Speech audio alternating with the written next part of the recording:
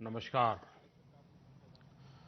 आप सभी को और विश्व भर में फैले भगवान बुद्ध के अनुयायियों को बुद्ध पूर्णिमा की, बैसाख उत्सव की बहुत बहुत शुभकामनाएं।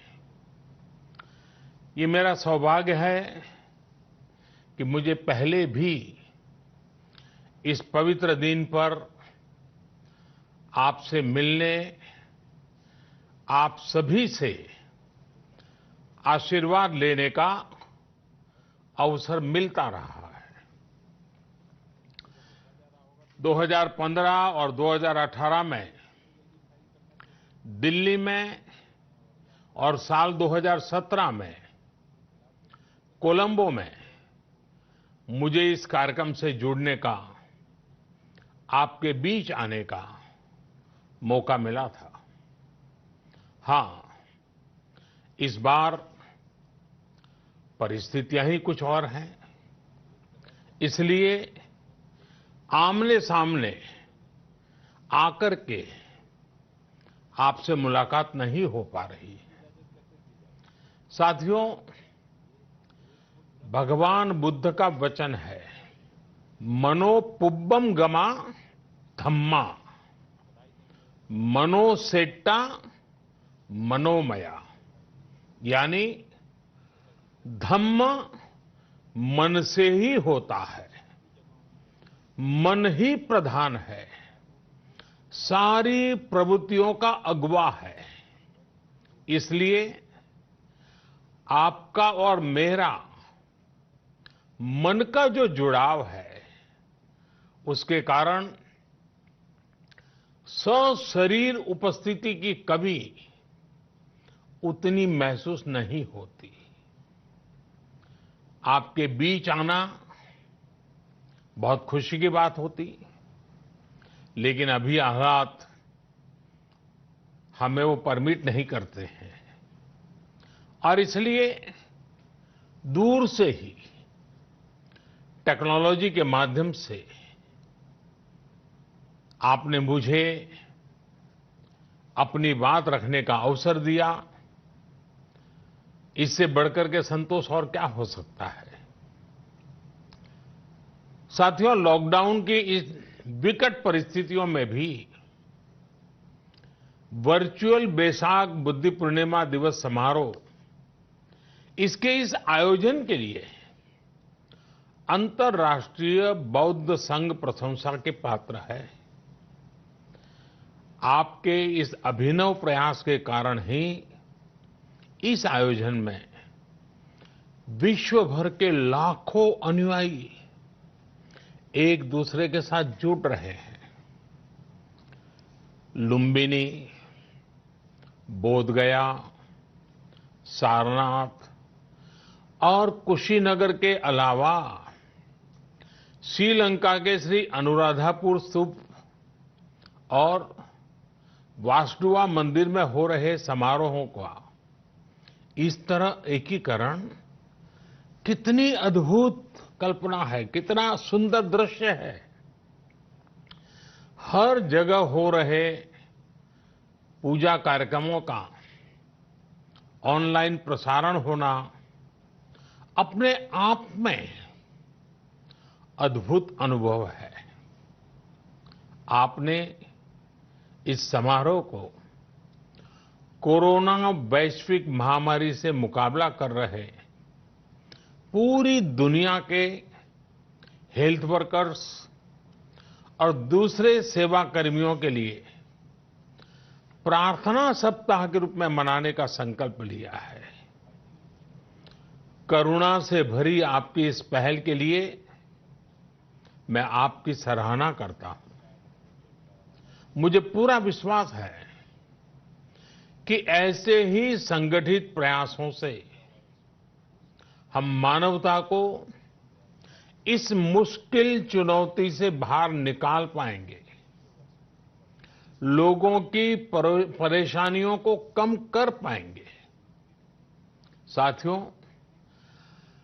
प्रत्येक जीवन की मुश्किल को दूर करने के संदेश और संकल्प ने भारत की सभ्यता को, संस्कृति को हमेशा दिशा दिखाई है।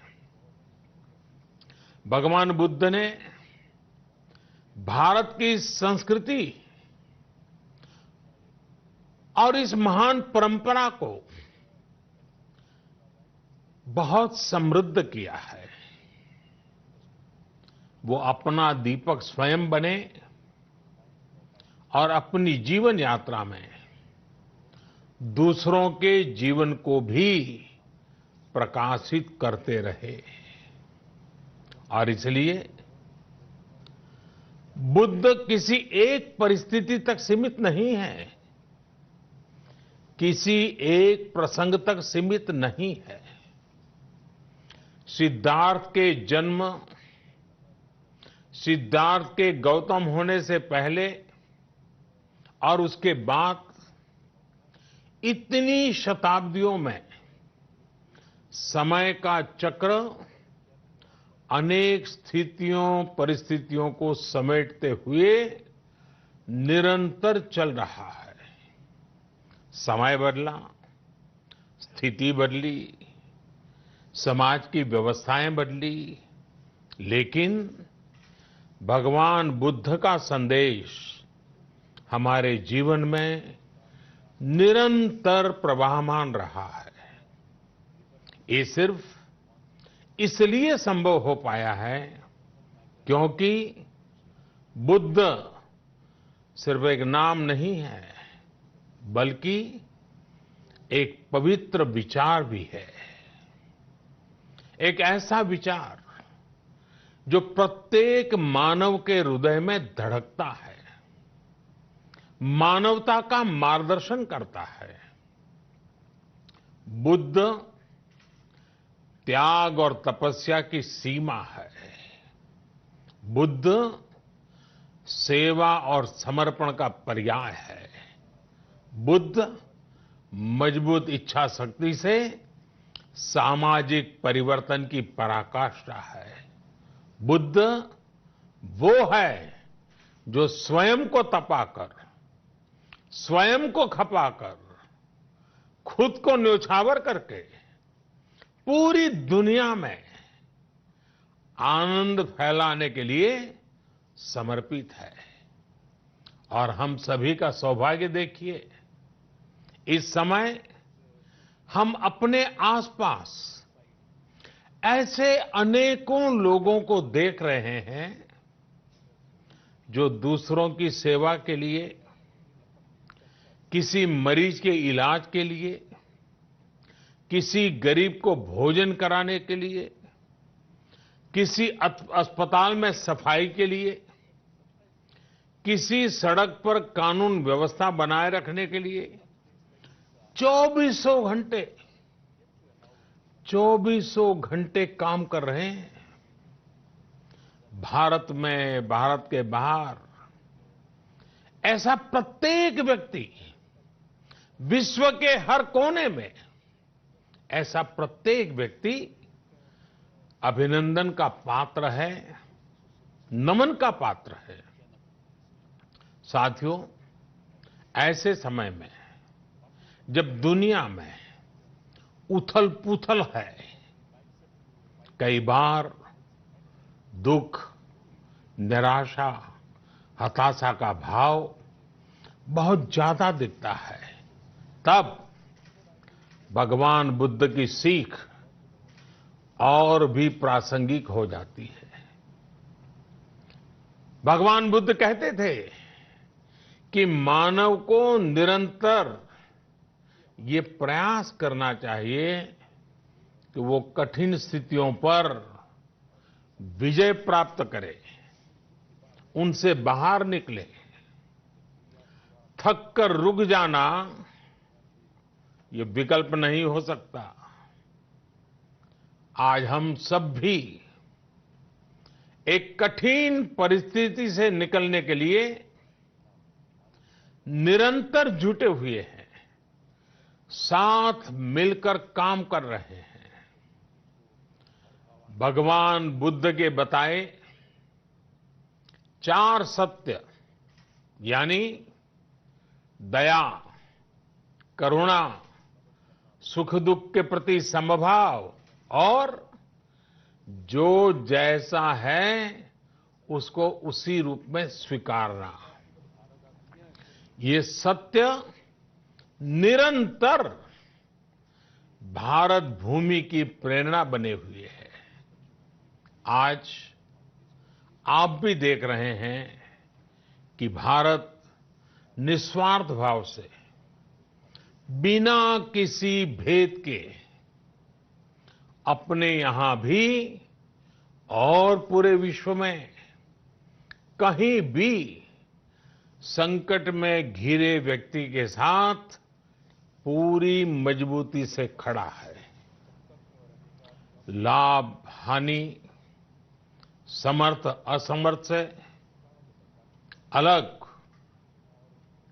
हमारे लिए संकट की ये घड़ी सहायता करने की है। जितना संभव हो मदद का हाथ आगे बढ़ाने की है। यही कारण है कि विश्व के अनेक देशों ने भारत को इस मुश्किल समय में याद किया और भारत ने भी हर जरूरतमंद तक पहुंचने में कोई कसर नहीं छोड़ी है।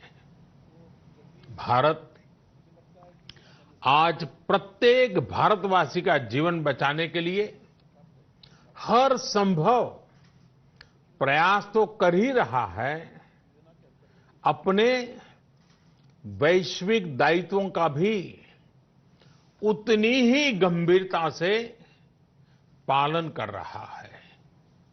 साथियों, भगवान बुद्ध का एक एक वचन, एक एक उपदेश मानवता की सेवा में भारत की प्रतिबद्धता को मजबूत करता है।